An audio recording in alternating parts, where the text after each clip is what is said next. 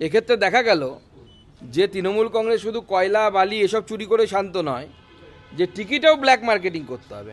তারপরে মেসি চুরি হয়ে গেল। মেসিকে দেখতে এসে লোক সুজিত বসুকে দেখলেন, অরূপ বিশ্বাসকে দেখলেন, আর শুভশ্রীকে দেখলেন 12,000 টাকার টিকিট কেটে। তো আজকে জনগণ ঢিল মারছিল, বোতল মারছিল মাঠের মধ্যে। আমার মনে হচ্ছিল এই বোতলগুলো ওই সুজিত বসুর বাড়িতে মারা উচিত, ওই বোতলগুলো ছুঁড়ে অরূপ বিশ্বাসের বাড়িতে মারা উচিত। এবং তৃণমূলের যে সমস্ত এমএলএরা ঘিরেছিল মেসিকে, যাদের জন্য জনগণ টাকা খরচ করে, গ্যাটের টাকা খরচ করে ব্ল্যাক মার্কেটে বেশি পয়সা দিয়ে টিকিট কেন, যারা মেসিকে দেখতে পেলেন না, তাদের দিকে ওই বোতলটা ছোড়া উচিত। পুরোটাই প্ল্যান করে করা। এবং যদি সঠিকভাবে তদন্ত দেয় কোনো নিরপেক্ষ সংস্থাকে, সুজিত বসু আর অরূপ বিশ্বাস এই দুজনের ফোন ট্র্যাক করলেই পেয়ে যাবে কি কার নির্দেশ হয়েছে, কখন নির্দেশ দেওয়া হয়েছে, কে করেছে। আমাদের কাছে খবর নেই। যে তৃণমূল বিবেকানন্দের বাংলা বলে, সেই তৃণমূল দেখা যাচ্ছে লেক টাউনে যে মেসির যে মূর্তি বানানো হয়েছে তার পায়ের কাছে রেখেছে বিবেকানন্দের মূর্তি। কি বলবেন এই বিষয়ে? দেখুন, মেসিকে হাইজ্যাক করে এরা নিজের পলিটিক্যাল লাভ নেওয়ার চেষ্টা করেছিল। তো মেসিকে বিবেকানন্দের পায়ের নিচে কেন, পারলে মাথায় তুলে নাচতো, এরকম প্ল্যান ছিল। এবং যেটা হয় যে ভগবান বা ঈশ্বর যাই বলুন না কেন, সে ঠিক মতো করে বিচার করে দেয়। ঈশ্বর ঠিক মতো করে বিচার করে দিয়েছে। তৃণমূল কংগ্রেসের নেতার জোচ্চোর নেতারা যারা মেসির ছবিকে ব্যবহার করে নিজেদের ছবি উজ্জ্বল করার চেষ্টা করেছিল, মেসিও বুঝে গেছে এদের সাথে বেশিক্ষণ থাকলে মেসির কালারও কয়লার মতো কালো হয়ে যাবে। সে মেসিও কেটে পড়েছে। আপনাদের তদন্ত হচ্ছে, তাদের সন্তুষ্ট না যেভাবে তদন্ত হচ্ছে যারা রয়েছেন, তাহলে কিভাবে তদন্ত করা উচিত? দেখুন, আমার তো মনে হয় সুপ্রিম কোর্টের কোনো জাজকে দিয়ে তদন্ত করালে ভালো হয়। সুপ্রিম কোর্টের কোনো রিটায়ার্ড জাস্টিস হতে পারেন বা বর্তমান জাস্টিস হতে পারেন। দেখুন, এই ঘটনা কলকাতার মান সম্মান সমস্ত কিছু নষ্ট করে ফেললো। ইতিহাসে আজকে কলঙ্কময়, মানে ফুটবল, বাংলার ফুটবল ইতিহাসে কলঙ্কময় দিন হচ্ছে আজকের দিন। এবং সেটা হয়েছে তৃণমূল কংগ্রেসের জন্য, মমতা বন্দ্যোপাধ্যায়ের জন্য। লোকে দেখতে এসেছিল পয়সা খরচ করে এবং ব্ল্যাকে টিকিট কেটে। টিকিটে প্রথমে টিকিট ব্ল্যাক মার্কেটিং হয়েছে। অর্থাৎ এক্ষেত্রে দেখা গেল যে তৃণমূল কংগ্রেস শুধু কয়লা বালি এসব চুরি করে শান্ত নয়, যে টিকিটেও ব্ল্যাক মার্কেটিং করতে হবে। তারপরে মেসি চুরি হয়ে গেল। মেসিকে দেখতে এসে লোক সুজিত বসুকে দেখলেন, অরূপ বিশ্বাসকে দেখলেন, আর শুভশ্রীকে দেখলেন 12,000 টাকার টিকিট কেটে। তো আজকে জনগণ ঢিল মারছিল, বোতল মারছিল মাঠের মধ্যে।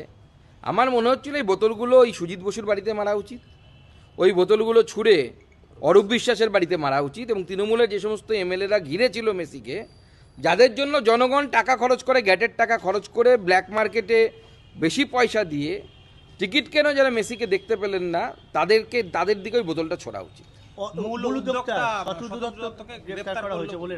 কি হবে, ও তো ছোট একটা বোরে। শতদ্রু তো অন্য জায়গাতেও প্রোগ্রাম করেছে এবং করার কথা আগামী দিনে, সেখানে তো মারামারি হয়নি। তো এখানে শতদ্রুর সাথে কারা আছে, শতদ্রুকে কারা খেলাচ্ছে পেছন থেকে? অরূপ বিশ্বাস বিনা পয়সায় মেসিকে জড়িয়ে ধরছে। আর যারা টাকা দিয়ে টিকিট কাটছে তারা মেসিকে দেখতে পর্যন্ত পেলেন না। তো অ্যারেস্ট যদি করতে হয়, সুজিত বসুকে গ্রেপ্তার করা উচিত, অরূপ বিশ্বাসকে সবার আগে গ্রেপ্তার করা উচিত। এটা বাংলাদেশে কতটা লজ্জার! মাথা হেড হয়ে গেল। তার কি, মারাদোনা এসেছিলেন এর আগে, এরকম বিশৃঙ্খলা হয়নি। উনি মহারাষ্ট্রে গেছিলেন মেসি, সেখানেও কোনো বিশৃঙ্খলা আমরা দেখতে পাইনি, খবরও পাইনি এই ধরনের কিছু হয়েছে। ওখানকে তো মারাদোনার সাথে, এই মেসির সাথে মুখ্যমন্ত্রীর ছবি দেখলাম, আমি মহারাষ্ট্রের মুখ্যমন্ত্রীর ছবি দেখলাম। কিন্তু আজকে বাংলায় যে ঘটনা ঘটলো, টোটাল মিসম্যানেজমেন্ট, অপদার্থ গর্ধবদেরকে দায়িত্ব দিলে যা হয় সেটাই হয়েছে। এবং বাংলার মান সম্মান সব শেষ করে দিলেন মুখ্যমন্ত্রী। না, অবসরপ্রাপ্ত বিচারপতিকে দিয়েছেন, ভালো কথা, সেটা আমরা খারাপ বলছি না। কিন্তু তার সাথে আপনি চিফ সেক্রেটারিকে জুড়ে দিয়েছেন। তো চিফ সেক্রেটারির আন্ডারে যে অ্যাডমিনিস্ট্রেশন, সেই অ্যাডমিনিস্ট্রেশনই তো এটার অর্গানাইজারদের সাথে কোলাবোরেশন বা কোঅর্ডিনেশনে কাজ করার কথা ছিল। তাহলে স্বীকার করুন যে হয় কোঅর্ডিনেশন বা কোলাবোরেশন ছিল না। আর যদি থাকে তাহলে তিনিই আবার তদন্ত করবেন, তার মানেটা কি? তাহলে উনি দোষী ধরবেন কোথা থেকে? উনি কি নিজের অফিসারদের ঘাড়ে দোষ দিতে পারবেন?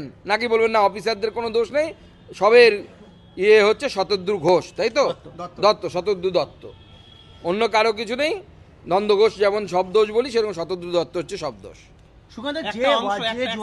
একটা অংশ এমন প্রচার করছে বা ভিডিও দেখাচ্ছে যে গ্যালারিতে প্রচুর গেরুয়া পতাকা ছিল, বজরং দলের পতাকা ছিল, পূর্ব পরিকল্পিত এবং বলা হয়। এবং কুণাল ঘোষ জয় বলছে- শ্রীরাম এবং বলে স্টেডিয়ামের আজকে মধ্যে তৃণমূল মুখপাত্ররা বলেছে বিজেপি যে কোনো ভাবে বাংলাকে অপদস্থ করার জন্য এই ধরনের কাজ করতে পারে। দেখুন, প্রথম কথা হচ্ছে তৃণমূল এরকম ভিডিও ছেড়েছিল গলায় গেরুয়া ফেটি দিয়ে সুকান্ত মজুমদার গো ব্যাক বলা, আমরা দেখিয়ে দিয়েছি তৃণমূলের লোক ছিল। এটা পুরো ফাঁস হয়ে যাওয়া স্ট্র্যাটেজি। এই স্ট্র্যাটেজি নিয়ে লাভ কি? সবাই জেনে গেছে। তো এখন যেখানে যা হবে, একটা গলায় গেরুয়া পতাকা নিয়ে গেরুয়া উত্তরীয় নিয়ে নেবে, একটা গেরুয়া পতাকা নিয়ে জয় শ্রীরাম বলে চেঁচাবে। জয় শ্রীরাম কি বিজেপি লোক ছাড়া কি অন্যরা কি জয় শ্রীরাম বলে না? তাই এরা বলতে চাইছে কি মমতা বন্দ্যোপাধ্যায় আর তৃণমূলের লোকেরা যে শুধুমাত্র বিজেপির লোকেরাই জয় শ্রীরামের বলে আর তৃণমূলের সব লোক আল্লাহু আকবর বলে? তার মানে যখন এই ঘটনা ঘটে গেল তারপরে তৃণমূলের তরফ থেকেই করা হয়েছে এই যে মাঠে জয় শ্রীরাম ধ্বনি বা গেরুয়া পতাকা। তৃণমূলই করেছে পুরো প্ল্যান করে, যেরকম ডায়মন্ড হারবারে করেছে। আমরা তো প্রমাণ করে দিয়েছি। যদি জয় শ্রীরাম স্লোগানই দেওয়ার ছিল, তাতে ঘটনা ঘটার পর কেন জয় শ্রীরাম স্লোগান দিচ্ছে? পুরোটাই প্ল্যান করে করা। এবং যদি সঠিকভাবে তদন্ত দেয় কোনো নিরপেক্ষ সংস্থাকে, সুজিত বসু আর অরূপ বিশ্বাস এই দুজনের ফোন ট্র্যাক করলেই পেয়ে যাবে কি কার নির্দেশ হয়েছে, কখন নির্দেশ দেওয়া হয়েছে, কে করেছে। আমাদের কাছে খবর নেই।